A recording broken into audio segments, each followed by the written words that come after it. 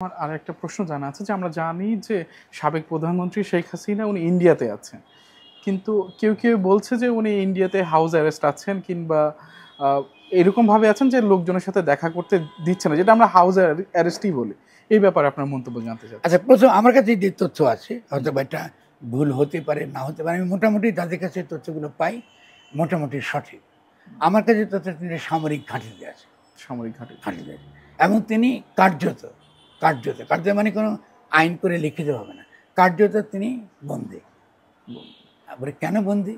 বন্দী হওয়ার কারণ হচ্ছে যে সম্ভবত দিল্লিতে যারা ক্ষমতায় আছেন তাদের ধারণা হচ্ছে যে এই সংখ্যালঘু ইস্যু এবং 15 আগস্টকে কেন্দ্র করে আরেকবার যদি এখানে রক্তপাত ঘটানো যায়, তারা আন্তর্জাতিকভাবে প্রমাণ করতে পারবে যে শেখ হাসিনা এখনও বাংলাদেশের প্রধানমন্ত্রী, এবং ফলে দিল্লি থেকে তাকে আবার বিমানে করে তারা ফেরত আনতে পারবেন। হয়তোবা তাদের সরকারি মহলে কিছু কিছু লোক আছে, আমরা চিনি তাদেরকে, এমন নয় তাদেরকে আমরা চিনি না, ফলে তারা চেষ্টা করছেন এই কাজটা করতে।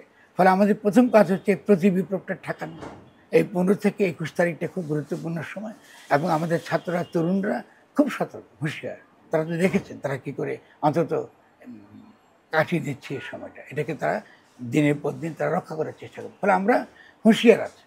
এখন সমস্যাটা হয়েছে সাংবিধানিক কিছু প্রবলেম, এটাও সলভ হওয়ার চেষ্টা হচ্ছে, ঠিক আছে না?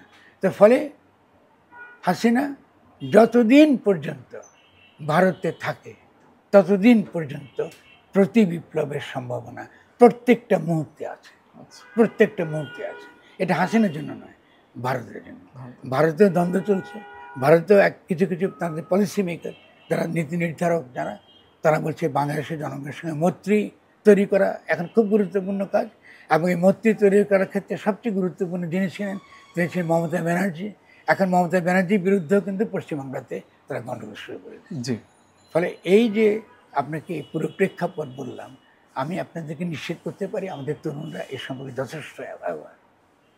ফলে কারো ভাববার কারণ নাই যে তাদের বয়স 30 বছরের কম বলে তারা দুনিয়া চালাতে পারবে না। তারা এরকম বাংলাদেশ রাষ্ট্র চালাতে তারা খুবই সক্ষম।